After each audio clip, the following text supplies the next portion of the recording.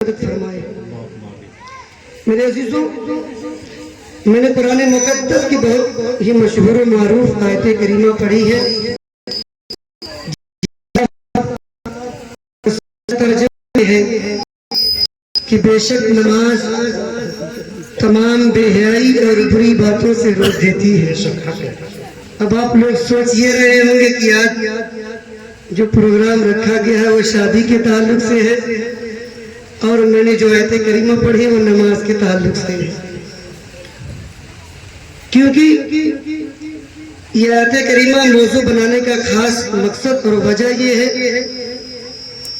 کہ آج ہمارے معاشرے میں اگر کسی چیز کی کمی دیکھی جاتی ہے تو لوگوں نے اس قدر نماز سے دوری اختیار کی ہے کہ یہی وجہ ہے کہ آج مسلمانوں پر ہر روز کوئی نہ کوئی نئی مصیبت آتی ہے۔ اور آج میں آپ لوگوں کے سامنے تھوڑی سی گفتگو کروں گا انشاءاللہ تعالی، اور میری عادت یہ نہیں ہے کہ میں آپ کو واقعات میں گھماؤں پھراؤں اپنا وقت کو گزار دوں۔ انشاءاللہ جو بھی بات کروں گا آپ کے سامنے آپ کے مطابق ہوگی۔ اب بات آپ کو سمجھ میں نہ آئے وہ الگ بات ہے۔ سب سے پہلے میں دعا کروں کہ مولا تعالیٰ مجھے حق بولنے اور آپ کو حق سن کر اس پر عمل کرنے اور عام کرنے کی توفیق عطا فرمائے۔ اور میرے لیے سب سے بڑی خوش نصیبی کی بات یہ ہے کہ آج میں اپنے عزیز و اقربا کے درمیان اور اپنے محلے میں تقریر کرنے کی سعادت حاصل کر رہا ہوں۔ اور آپ اتنی بات سمجھ لیجئے کہ جب بچہ اپنے گھر میں بولتا ہے تو بے خوف ہو کر بولتا ہے، کسی سے ڈرتا نہیں ہے۔ اس لیے آج میں آپ لوگوں کے سامنے کھل کے بولوں گا، اور مجھے یہ بھی معلوم اگر کہیں سے مجھ سے غلطی ہو گئی تو آپ مجھے معاف کر دیں گے۔ آئیے درود پاک پڑھے، پہلے بات کو میں آگے بڑھاؤں۔ اللہ رب محمد صلی اللہ علیہ وسلم نحن بعد محمد صلی اللہ علیہ وسلم صلو علیہ صلاۃ و سلام علیک یا رسول اللہ صلی اللہ تعالی علیہ وسلم۔ قرآن کہتا ہے کہ بے شک نماز تمام بے حیائی اور بری باتوں سے روک دیتی ہے۔ اور آج مسلمان نماز بھی پڑھتے، ایسا نہیں ہے کہ ہر کوئی بے نمازی ہو، ہمارے معاشرے میں نمازی بھی ہے، لیکن وجہ کیا ہے کہ آج ہم لوگ نیک کام کرتے ہیں، نماز بھی پڑھتے ہیں، اور تمام مصائب و آلام سے بچنے کے لیے دعائیں بھی کرتے ہیں، لیکن ہماری دعائیں قبول نہیں ہو رہی اس وقت۔ آج میرا یہی موضوع ہے اور آپ کو میں بتاؤں گا کہ ہماری دعائیں قبول کیوں نہیں ہو رہی ہیں۔ شاید ہم نے کہیں سے کہیں نہ کوئی کمی چھوڑی ہوگی، یہی وجہ ہے کہ ہماری دعائیں آج مقبول نہیں ہو رہی ہیں۔ میرے عزیزوں، قرآن تو یہ کہہ رہا ہے کہ نماز تمام بے حیائی اور بری باتوں سے روک دیتی ہے، لیکن کیا وجہ ہے کہ مسلمان نماز بھی پڑھتا ہے، برائی بھی کرتا ہے، نماز بھی پڑھتا ہے، لوگوں کے خلاف باتیں بھی کرتا ہے، نماز بھی پڑھتا ہے، ایک دوسرے کے خلاف مشن بناتا نظر آتا ہے۔ اب ذرا غور کریں، جب قرآن نمازیوں کے لیے یہ کہہ رہا ہے کہ نماز تمام بے حیائی اور بری باتوں سے روک دیتی ہے، جب ایک نمازی نماز پڑھ کر بری باتوں سے نہیں رک سکتا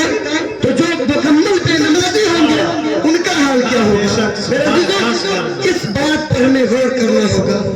اب آئیے، ہماری کمی کیا ہے اور ہم نے کہاں سے کمی کی کہ ہم پہ مصیبت و آلام آنے لگے؟ میرے عزیزوں، آج کی اس دور میں آپ سوشل میڈیا کو دیکھیں گے تو آپ کو معلوم چلے گا کہ ہر جگہ ہر موڑ پر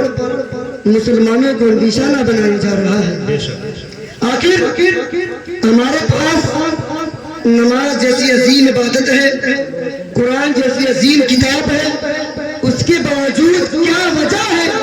کہ مسلمان ہر جگہ رسوا ہوتا نظر آ رہا ہے؟ میرے عزیزوں، جب آپ غور کریں گے تو آپ کو معلوم ہوگا کہ جس دن سے ہم نے اپنے آپ سے تعلیم کو دور کیا، اپنے بچوں کو تعلیم تعلیمی سلسلے سے دور کیا اور علماء کی صحبت کو چھوڑا، اسی دن سے ہم پر مصیبت آنے لگی۔ حضرات آپ ذرا غور کریں کہ حضرت یوشع بن نون علیہ السلام ہے، اللہ تعالیٰ حضرت یوشع بن نون سے فرماتا ہے کہ اے یوشع بن نون، میں تمہاری قوم کے 40,000 نیکوں کو اور 60,000 بروں کو ہلاکوں پر بات کر دوں گا۔ اللہ پر سوچنے کی بات ہے کہ رب کائنات کیا فرما رہا ہے کہ اے یوشع بن نون، میں تمہاری قوم کے 40,000 نیکوں کو اور 60,000 بروں کو ہلاکوں برباد کر دوں گا۔ تو حضرت یوشع بن نون علیہ السلام اللہ تعالیٰ کی بارگاہ میں عرض کرتے ہیں کہ رب کائنات، جو میری قوم کے برے لوگ ہیں ان کے برائی کی سزا تو ان کو ملے گی، لیکن رب کائنات تو مجھے یہ بتا کہ نیکوں کو برباد کرنے کی وجہ کیا ہے۔ ذرا اس جملے پر غور کریں کہ حضرت یوشع بن نون علیہ السلام اللہ تعالیٰ کی بارگاہ میں عرض کرتے ہیں کہ رب کائنات، بروں کو تو ہلاکوں برباد کرے گا، وہ تو ان کی برائی کی سزا ہے، لیکن ہمارے قوم کے نیکوں کو برباد کرنے کی وجہ کیا ہے؟ اس جملے پر غور کرنا ہوگا۔ میرے عزیزوں، آج ہمارے معاشرے میں جب آپ نظر ڈالیں گے تو آپ کو معلوم چلے گا کہ آج ہم نے کس قدر اللہ اور رسول سے دوری اختیار کی اور ہم پر مصیبتوں کا آنا شروع ہو گیا۔ آج ایک مسلمان نماز پڑھتا ہے، روزہ رکھتا ہے، اچھائیاں بھی کرتا ہے، لیکن اس کے بعد جب وہ رات کو اپنے بستر پر سوتا ہے اور سونے جاتا ہے تو اس کے دل میں یہ خیال آتا ہے کہ رب کائنات کا سورج نکلے گا، کہیں ایسا نہ ہو مجھ پر کوئی نئی مصیبت آ جائے۔ میرے عزیزوں، وہ نماز بھی پڑھ رہا ہے، اچھائیاں بھی کر رہا ہے، نیکیاں بھی کر رہا ہے، لوگوں کے ساتھ اچھائیاں بھی کر رہا ہے، پھر بھی ڈرا ہوا ہے، سہما ہوا ہے کہ رب کائنات کہیں ایسا نہ ہو مجھ پر کوئی نئی مصیبت آ جائے۔ میرے عزیزوں، مصیبت کیوں آئے گی؟ مصیبت آنے کی وجہ کیا ہے؟ آخر یہ مسلمان کیوں ڈرا ہوا ہے، کیوں سہما ہوا ہے؟ تو آپ کو پتا چلے گا جب آپ حدیث مبارکہ کا مطالعہ کریں گے، علماء کی صحبت میں بیٹھیں گے، تب آپ کو معلوم ہوگا کہ ہم نے کمی کہاں سے چھوڑی جہاں سے ہم پر مصیبت آنے لگی، ہم نے غلطی کہاں کی، ہم پر مصیبت و آلام نے آ کر گھیر لیا اور ہم ہر جگہ برباد کیے جا رہے ہیں، ہر جگہ پریشان کیا جا رہے ہیں، ہر جگہ مسلمانوں کو نشانہ بنایا جا رہا ہے۔ جب آپ حدیث مبارکہ پر نظر ڈالیں گے اور حضرت یوشع بن نون علیہ السلام کی بات پر غور کریں گے، جب آپ نے رب کائنات کی بارگاہ میں عرض کیا کہ رب کائنات کیا وجہ ہے کہ تو میری قوم کے نیکوں کو برباد کرے گا، تو ذرا غور کریں، قرآن مقدس کی آیت ہے والمؤمنون والمؤمنات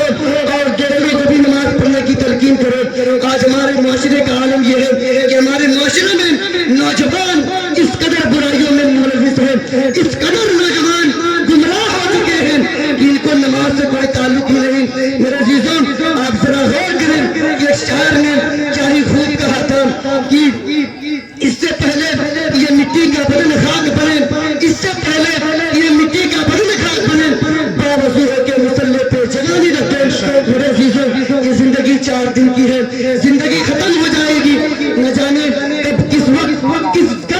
کب زندگی کی شام ہو جائے اور ہمارے جسم سے ہماری روح پرواز ہو جائے۔ میرے عزیزوں، کسی کو یہ بات نہیں معلوم، اس لیے آپ سے گزارش کروں گا کہ نماز کی پابندی کریں، نماز کا حکم دیں۔ اگر آپ نمازی ہیں، اگر آپ کو تھوڑا بہت نماز کا علم ہے تو اس علم کو اپنے ہی تک محدود نہ رکھیں، بلکہ لوگوں تک پہنچائیں، لوگوں کو اللہ کے عذاب سے ڈرائیں، لوگوں کو نماز کی تلقین کریں، لوگوں کو نماز کی دعوت دیں۔ میرے عزیزوں، میں آپ سے ایک بات کہا تھا کہ شاید ہم نے کہیں پر کمی چھوڑی ہے، شاید ہم نے کہیں پر غلطی کی ہے جس کی وجہ سے ہم پر مصیبتیں آنے لگی ہے، شاید ہم نے کہیں پر کوئی کمی چھوڑی ہے جس کی وجہ سے ہم برائیوں میں پریشان ہیں، مصائب و آلام سے ڈرے ہوئے ہیں۔ آج مسلمان سہما ہوا ہے، مسلمان پریشان ہے اور وہ یہ سوچتا رہتا ہے کہ رب کائنات کیا وجہ ہے تو میری دعا کو قبول نہیں فرماتا۔ میں نماز بھی پڑھتا ہوں، اچھے کام بھی کرتا ہوں، برائیوں سے بھی بچتا ہوں، لیکن کیا وجہ ہے کہ میری دعائیں قبول نہیں ہوتی؟ تو میرے عزیزوں ذرا غور کریں، میں نے آپ کو ایک واقعہ بتایا تھا، حضرت یوشع بن نون علیہ السلام کا اللہ تعالیٰ کی بارگاہ میں عرض کرتے ہیں کہ رب کائنات تو میرے نیکوں کو تو میرے قوم کے 60,000 کو برباد کرے گا۔ یہ بات تو سمجھ میں آتی ہے کیونکہ جو برائی کرے گا اس کو تو سزا ملنی ہے، لیکن میری قوم کے جو نیکوکار ہیں، جو نمازی ہیں، جو اچھے کام کرتے ہیں، ان کو برباد کرنے کی کیا وجہ ہے؟ اور آج ہم دعائیں کرتے ہیں، ہماری دعائیں قبول نہیں ہوتی، کیا وجہ ہے؟ آپ جب غور کریں گے قرآن مقدس کی اس آیت پر نظر ڈالیں گے تو آپ کو معلوم پڑے گا اللہ فرماتا ہے کہ اے لوگوں خود بھی نیک کام کرو اور لوگوں کو بھی نیکی کی دعوت دو اور لوگوں کو امر و نہی کی دعوت دو، یعنی اچھائی کرو، اچھائی کی دعوت دو، برائیوں سے بچو، لوگوں کو برائیوں سے بچاؤ۔ میرے عزیزوں، جب آپ قرآن کے اس آیت کریمہ پر نظر کریں گے تو آپ کو معلوم پڑے گا ہم نے تو اچھائی کی لیکن اپنے بھائی کو اچھائی کی دعوت نہیں دی، ہم نے تو برائیوں سے منع کیا، ہم تو برائی سے رکے لیکن اپنے پڑوسی کو برائی سے نہیں روکا، ہم نے تو برائیوں سے بچنے کی کوشش کی لیکن اپنے بیٹے کو بچانے کی کوشش نہیں کی، ہم نے تو برائیوں سے کنارہ کشی کی لیکن اپنے محلے کے لوگوں کو برائیوں سے نہیں بچایا، ہم نے تو اچھے کام کیا لیکن لوگوں کو اچھائی کی دعوت نہیں دی۔ قربان جائیے حضرت یوشع بن نون علیہ السلام اللہ تعالیٰ کی بارگاہ میں عرض کرتے ہیں کہ رب کائنات تو بروں کو برباد کرے گا، لیکن کیا وجہ ہے میری قوم کے نیکوں کو برباد کرے گا؟ ذرا غور کریں، رب کائنات ارشاد فرماتا ہے میں تمہاری قوم کے نیکوں کو اس لیے برباد کروں گا کہ وہ لوگ نیکی کرتے رہے لیکن لوگوں کو نیکی کی دعوت نہیں دیتے رہے، لوگ تو تمہاری قوم کے جو نیک ہیں وہ برائیوں سے بچتے رہے لیکن لوگوں کو بچاتے نہیں رہے، اور اللہ فرماتا ہے نہ ان کی دعائیں قبول کروں گا، نہ ان کے روزے کو قبول کروں گا، نہ ان کی نیکیوں کو قبول کروں گا جب تک کہ وہ خود نئی برائیوں سے بچیں گے اور اپنے پاس پڑوس، اپنے محلہ والوں کو، اپنے بیٹوں کو بھی برائیوں سے بچنے کی تلقین نہیں کریں گے۔ اس لیے میرے عزیزوں، اگر آپ چاہتے ہیں کہ آپ کی دعائیں اللہ تعالیٰ کی بارگاہ میں قبول ہو تو آپ کو یہ کام کرنا ہوگا کہ آپ کو خود برائیوں سے بچنا ہوگا اور دوسروں کو بھی برائیوں سے بچانا ہوگا۔ جب آپ اس طریقے سے دعائیں کریں گے اور خود برائیوں سے بچیں گے، لوگوں کو بھی برائیوں سے بچائیں گے، پھر انشاءاللہ تعالیٰ اللہ تعالیٰ آپ کی دعا کو قبول کرتے ہیں۔ نعرہ تکبیر، نعرہ رسالت، کلمہ اہل سنت، مسلک اعلیٰ حضرت، نعرہ تکبیر، نعرہ رسالت، سبحان اللہ۔ اور لوگوں سے برائیوں سے بچانے کا ایک طریقہ بھی ہے۔ حضرت ابو درداء رضی اللہ تعالیٰ عنہ ارشاد فرماتے ہیں کہ جب کسی کو نصیحت کرنی ہو یا کسی کو کوئی بات بتانی ہو تو اس کو اکیلے میں نصیحت کیا کرو، لیکن آج ہمارے معاشرے کا حال یہ ہے کہ اگر کسی سے کوئی غلطی سرزد ہو جائے تو جب تک پورے محلے کے لوگ اس بات کو جان نہ جائیں تب تک وہ شخص اپنے منہ کو بند نہیں کرتا۔ اب ذرا غور کریں، حضرت ابو درداء رضی اللہ تعالیٰ عنہ ارشاد فرماتے ہیں کہ جب کسی کو نصیحت کرنی ہو تو اس کو اکیلے میں کیا کرو، کیونکہ اکیلے کی نصیحت دل پر اثر کرتی ہے۔ آپ اس پر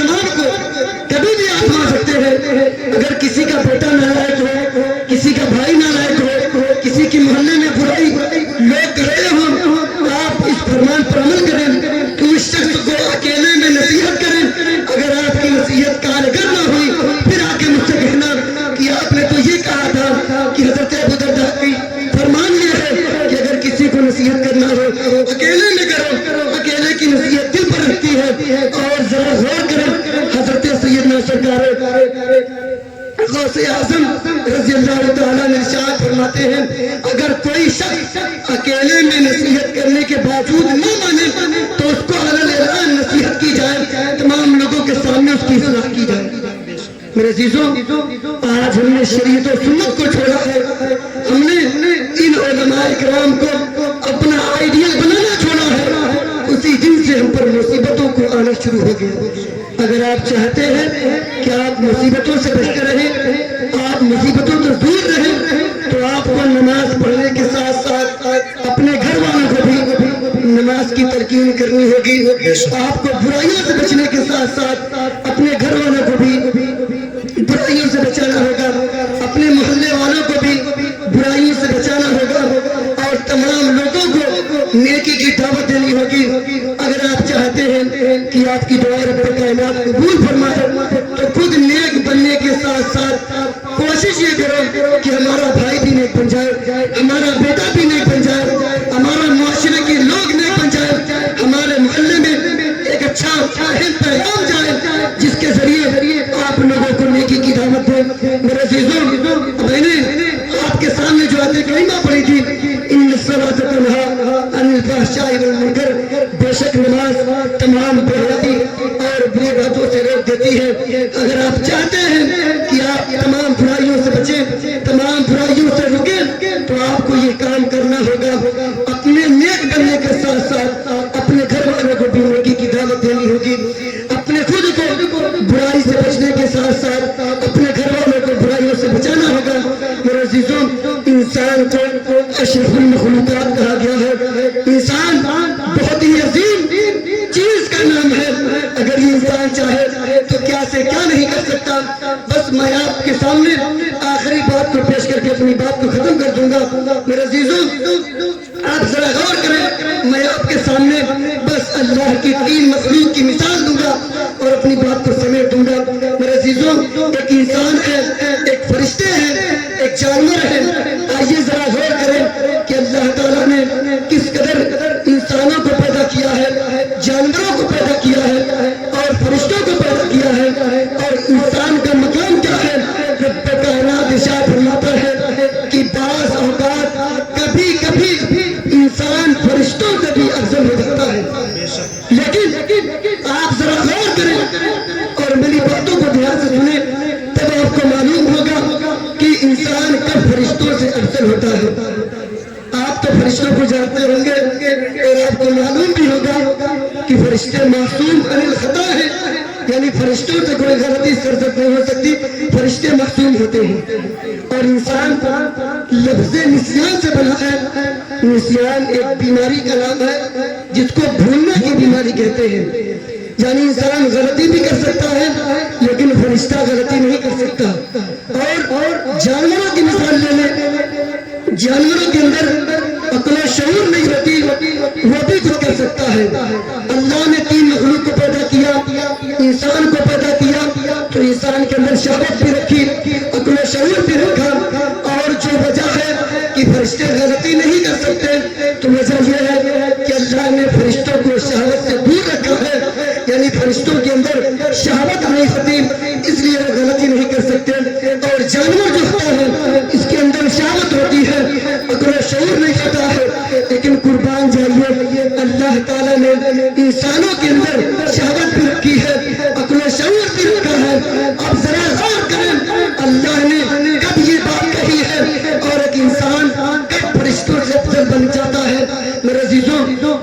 جب انسان اپنے آپ کو مکمل طور پر رب کائنات کے اس فرمان پر عمل کرتا ہے، آپ ذرا غور کریں کہ ایک جانور ہے جس کے اندر عقل و شعور نہیں ہے، اس کے اندر دماغ نہیں ہے، وہ کچھ بھی کر سکتا ہے۔ ایک فرشتے ہیں، فرشتے کے اندر اللہ نے شہوت نہیں رکھی ہے، اس لیے وہ گناہوں سے پاک ہیں، اور انسان کے اندر شہوت بھی رکھی ہے، عقل و شعور بھی رکھا ہے، اور انسان سے غلطی بھی ہوتی ہے۔ لیکن جب ہی انسان اپنے آپ کو شہوت سے قابو کر لیتا ہے، نماز کا پابند بن جاتا ہے، روزے کا پابند بن جاتا ہے،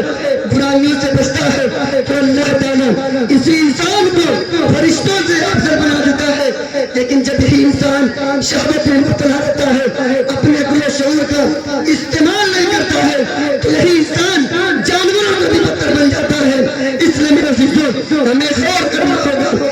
इंसान बनना चाहते हैं